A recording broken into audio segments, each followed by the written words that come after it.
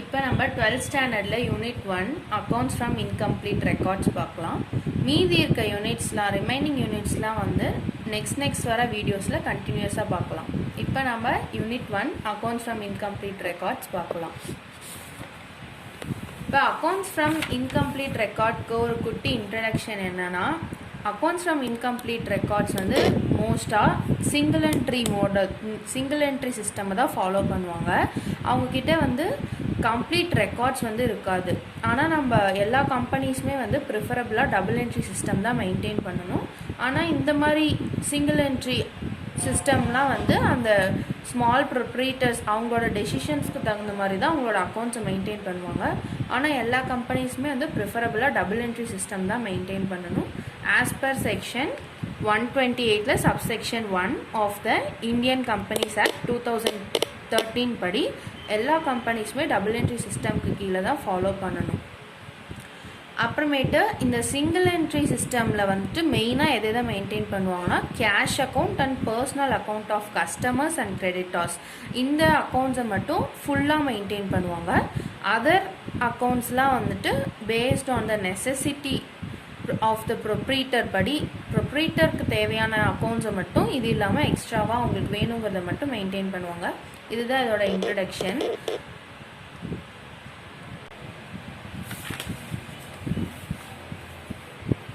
இப்போ வந்து double entry சிஸ்டம்க்கும் இன்கம்ப்ளீட் ரெக்கார்ட்ஸ்க்கும் இருக்க டிஃப்ரென்ஸ் என்னன்னு பார்த்துக்கலாம். இப்போ வந்து ஃபஸ்ட்டு பேசிஸ் ஆஃப் டிஸ்டிங்ஷனில் ரெக்கார்டிங் ஆஃப் ட்ரான்சாக்ஷனில் ஃபஸ்ட்டு டபுள் என்ட்ரியில் எப்படி பண்ணுவாங்க, இன்கம்ப்ளீட்டில் எப்படி பண்ணுவாங்கன்னு சொல்கிறேன். டபுள் என்ட்ரியில் வந்து டெபிட் கிரெடிட்ங்கிற ரெண்டு ஆஸ்பெக்ட்ஸுமே ரெக்கார்ட் பண்ணுவாங்க. இன்கம்ப்ளீட்டில் வந்துட்டு எதர் டெபிட் ஆர் கிரெடிட் ஏதோ ஆப்ஷனலாக ரெண்டில் ஏதோ ஒன்று பண்ணுவாங்க. இதில் வந்து ஒரு சில டிரான்சாக்ஷனுக்கு போத் ஆஸ்பெக்ட்ஸுமே இருக்கும். ஒரு சில டிரான்சாக்ஷனுக்கு பார்ஷியலாக ரெக்கார்ட் பண்ணுவாங்க, ஒரு சில இதுக்கு ரெக்கார்டே பண்ண மாட்டாங்க. ஆனால் டபுள் என்ட்ரி சிஸ்டம் தான் ரெண்டு ஆஸ்பெக்ட்ஸுமே இருக்கும். இன்கம்ப்ளீட் ரெக்கார்ட்ஸில் வந்து ப்ரொப்ரீட்டரோட இஷ்டம் படி அவங்க வந்து மெயின்டைன் பண்ணுவாங்க. நெக்ஸ்ட்டு செகண்ட் வந்து டைப்ஸ் ஆஃப் அக்கௌண்ட்ஸ் மெயின்டைன்டு. இதில் வந்து பர்சனல், ரியல், நாமினல் 3 அக்கௌண்ட்ஸுமே மெயின்டைன் பண்ணுவாங்க. இதில் only personal and cash accounts மட்டும்தான் மெயின்டைன் பண்ணுவாங்க. ரியல் அண்ட் நாமினல் அக்கௌண்ட் வந்து மெயின்டைன் பண்ண மாட்டாங்க. பர்சனல் அண்ட் கேஷ் அக்கௌண்ட் மட்டும்தான் இன்கம்ப்ளீட் ரெக்கார்டில் மெயின்டைன் பண்ணுவாங்க. Next preparation of trial balance. நம்ம வந்து டபுள் என்ட்ரி சிஸ்டமில் இருக்க இன்ஃபர்மேஷனை வச்சு நம்மளால் ட்ரையல் பேலன்ஸ் வந்து அக்யூரேட்டாக நம்மளால் ப்ரிப்பேர் பண்ண முடியும். ஆனால் இன்கம்ப்ளீட் ரெக்கார்ட்ஸில் இருக்க இன்ஃபர்மேஷனை வச்சு நம்மளால் அக்யூரேட்டாக இன்ஃபர்மேஷனை வந்து ப்ரிப்பேர் பண்ண முடியாது. அது வந்து ரொம்ப டிஃபிகல்ட்டாக இருக்கும். ஏன்னா இன்ஃபர்மேஷன்ஸ் வந்து கரெக்டாக இருந்தால் மட்டும்தான் நம்மளால் வந்து கரெக்டான ட்ரையல் பேலன்ஸ் வந்து ப்ரிப்பேர் பண்ண முடியும். Next determination of true profit or loss. இதில் எல்லா இன்ஃபர்மேஷனுமே trading and profit and loss அக்கௌண்ட்டில் வந்துட்டு எல்லா இன்ஃபர்மேஷனுமே ரெக்கார்ட் பண்ணியிருந்தால் தான் ட்ரூவான ப்ராஃபிட் நமக்கு கிடைச்சிருக்கா இல்லை ட்ரூவான லாஸ் கிடைச்சிருக்காங்கிறத ஃபைண்ட் அவுட் பண்ண முடியும். ஆனால் இங்கே வந்து இன்ஃபர்மேஷன் லேக்கிங்காக இருக்கனால ப்ராஃபிட் ட்ரூவாக கண்டிப்பாக இதில் இருக்காது. ஏன்னா இதில் இன்ஃபர்மேஷன்ஸ் வந்து லேக்காக இருக்கும், அதனால இதில் வந்து இருக்காது. அதுதான் இது ரெண்டுக்கும் இருக்க டிஃப்ரென்ஸ். அப்புறம் டிட்டர்மினேஷன் ஆஃப் ஃபினான்ஷியல் பொசிஷன். இப்போ ஒரு பேலன்ஸ் ஷீட்னாலே அதை வந்து ஃபினான்ஷியல் பொசிஷன்னு தான் சொல்லுவாங்க. பேலன்ஸ் ஷீட்டை பார்த்தாலே ஒரு கம்பெனியோட ஃபினான்ஷியல் பொசிஷன் எப்படி இருக்குது அப்படின்னு நம்மளால் தெரிஞ்சுக்க முடியும். இப்போ டபுள் என்ட்ரி சிஸ்டமில் இருக்க பேலன்ஸ் ஷீட்டை பார்த்தா அந்த கம்பெனி வந்து அதோட ஃபினான்ஷியல் பொசிஷன் அது எந்த லெவலில் இருக்குது அப்படிங்கிறத நம்ம தெரிஞ்சுக்கலாம். இதே ஒரு இன்கம்ப்ளீட் ரெக்கார்டோட பேலன்ஸ் ஷீட் நம்மளால் பார்த்தா அந்த கம்பெனி எதர் ப்ராஃபிட்டில் இருக்கா இல்லை லாஸில் இருக்கா, ஒரு நல்ல ஃபினான்ஷியல் பொசிஷனில் இருக்கா அப்படிங்கிறது கூட நமக்கு தெரியாது. ஏன்னா அங்கே வந்து இன்ஃபர்மேஷன்ஸ் வந்து கரெக்டாக இருக்காது. நெக்ஸ்ட்டு சூட்டபிலிட்டி வந்து டபுள் என்ட்ரி சிஸ்டம் வந்து எல்லா ஆர்கனைசேஷன், கார்ப்பரேட்டாக இருந்தாலும் சரி, ஸ்மால் சோல் ட்ரேடராக இருந்தாலும் சரி, எல்லாத்துக்குமே சூட்டபிலிட்டி வந்து எல்லாத்துக்குமே டபுள் என்ட்ரி சிஸ்டம் கரெக்டாக இருக்கும். இதே இன்கம்ப்ளீட் ரெக்கார்ட்ஸ் வந்து ஸ்மால் சைஸ்டு சோலிட் ட்ரேடர்ஸ்க்கு மட்டும்தான் அண்டு பார்ட்னர்ஷிப் ஃபர்ம் இவங்க 2 பேர்த்துக்கு மட்டும்தான் ஆப்டபுளாக இருக்கும். Next reliability. இது வந்து அக்யூரேட்டாக கரெக்டாக இருக்கும். It is reliable. இதே இன்கம்ப்ளீட் ரெக்கார்ட்ஸில் பார்த்தா அது வந்து கரெக்டாக இருக்காது, ரிலையபிளாக இருக்காது. இது வந்து அன்சைன்டிஃபிக் சிஸ்டம் ஆஃப் அக்கௌண்டிங். நெக்ஸ்ட்டு அக்செப்டபிலிட்டியில் வந்துட்டு இது வந்து எல்லா இடத்துலையுமே இந்த டபுள் என்ட்ரி சிஸ்டம் வந்து அக்செப்ட் பண்ணுவாங்க. இதே எல்லா யூசர்ஸுமே கார்ப்பரேட் கம்பெனிஸ் எல்லாருமே அக்செப்ட் பண்ணி இந்த டபுள் என்ட்ரி சிஸ்டமை ஃபாலோ பண்ணுவாங்க. இதே இன்கம்ப்ளீட் ரெக்கார்ட்ஸாக இருந்தால் இது வந்து எல்லாருமே அக்செப்ட் பண்ணிக்க மாட்டாங்க. ஸ்மால் ட்ரேடர்ஸ், அப்புறமேட்டு பார்ட்னர்ஷிப் ஃபார்ம், இவங்க மட்டும்தான் இது அவங்களோட விருப்பம் இருந்தால் மட்டும்தான் இது ஃபாலோ பண்ணி. இப்போ வந்து ப்ராஃபிட் ஆர் லாஸான்னு கண்டுபிடிக்கிறதுக்காக ஸ்டேட்மெண்ட் நம்ம ப்ரிப்பேர் பண்ணுவோம். அந்த ஸ்டேட்மெண்ட்டோட ஃபார்மேட் என்னன்னு பார்க்கலாம். அந்த ஸ்டேட்மெண்ட்டோட ஃபார்மேட் வந்து இதுதான், statement of profit or loss for the year ended அப்படின்ட்டு. இதில் ஃபர்ஸ்ட் வந்து கேபிட்டல், எண்ட் ஆஃப் த இயர்னா க்ளோசிங் கேபிட்டல் அப்படின்னு அர்த்தம். Capital at the end of the year அதை ஃபஸ்ட்டு போட்டுட்டு அதோட ட்ராயிங்ஸ் டியூரிங் த இயர், அந்த இயருக்கான ட்ராயிங்ஸ் ஏதாச்சும் கம்பெனியில் பண்ணியிருந்தோன்னா அதை வந்து ஆட் பண்ணிக்கணும். அப்புறமேட்டு இந்த ரெண்டு அமௌண்ட்டையும் ஆட் பண்ணது இங்கே நம்ம போட்டுட்டு நெக்ஸ்ட்டு லெஸ் பண்ணணும். என்னன்னா அடிஷ்னல் கேபிட்டல் ஏதாச்சும் அந்த இயரில் இன்ட்ரடியூஸ் பண்ணியிருந்தாங்கன்னா அதை லெஸ் பண்ணணும்.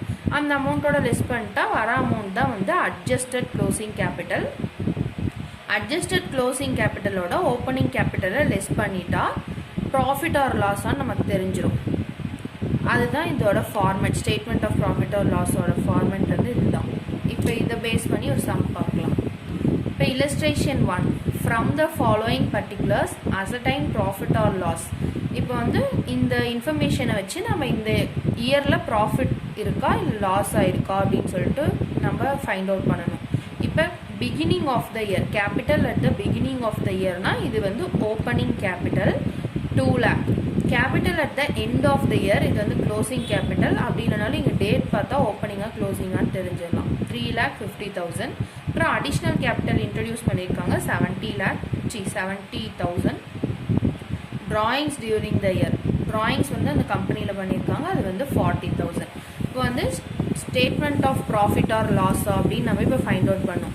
Statement of profit or loss for the year ended 31st March 2017. இப்போ வந்து ஃபஸ்ட்டு ஃபார்மேட் படி தான் இதை அப்ளை பண்ணணும். இங்கே ஃபஸ்ட்டு ஃபார்மேட்டில் க்ளோசிங் கேபிட்டலோட அமௌண்ட் வந்து 3,50,000. அதோட ட்ராயிங்ஸ் மேட் பண்ணியிருக்காங்க, அதை ஆட் பண்ணிக்கணும் 40,000. 3,50,000 40,000 3,90,000. அதோட அடிஷ்னல் கேபிட்டல் இன்ட்ரடியூஸ் பண்ணது ஒரு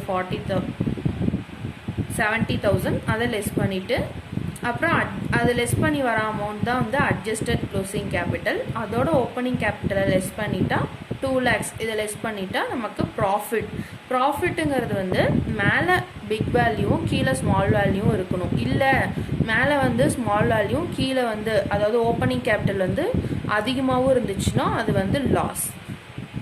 இப்போ இந்த இயர்க்கானது வந்து ப்ராஃபிட் இங்கே இருக்குது 1,20,000 ப்ராஃபிட் மேட் பண்ணியிருக்காங்க. இப்போ illustration 2 பார்க்கலாம். From the following particulars ascertain profit or loss. Profit or loss இந்த கம்பெனியில் மேடாக இருக்கான்னு நம்ம ஃபைண்ட் அவுட் பண்ணோம். இப்போ வந்து capital as on 1st April 2018, இது opening balance 1,60,000. Capital as on 31st March 2019 1,50,000. Additional capital introduced during the year வந்து 25,000. Drawings made during the year 30,000. இப்போ நம்ம ஸ்டேட்மெண்ட் ஃபைண்ட் அவுட் பண்ணோம் ப்ராஃபிட் ஆர் லாஸ் ஆன்ட்டு. Statement of profit or loss for the year ended 31st March 2019. இப்போ first closing capital எவ்வளோனா 1,50,000. அதோட drawings add பண்ணோம். Drawings during the year, add drawings during the year 30,000. இப்போ ரெண்டையும் add பண்ணால் 1,80,000 கிடைக்குது. இதோட less additional capital introduced during the year 25,000. இதோட இப்போ இதை வந்து லெஸ் பண்ணி வர அமௌண்ட் தான் adjusted closing capital. Adjusted closing capital வந்து 1,55,000. அதோட நமக்கு இங்கே ஓப்பனிங் கேபிட்டல் வந்து 1,60,000 இருக்குது. இப்போ வந்து இதை மைனஸ் பண்ணும்போது 5,000 வருது. -5,000 வந்தால் லாஸ் அப்படின்னு அர்த்தம்.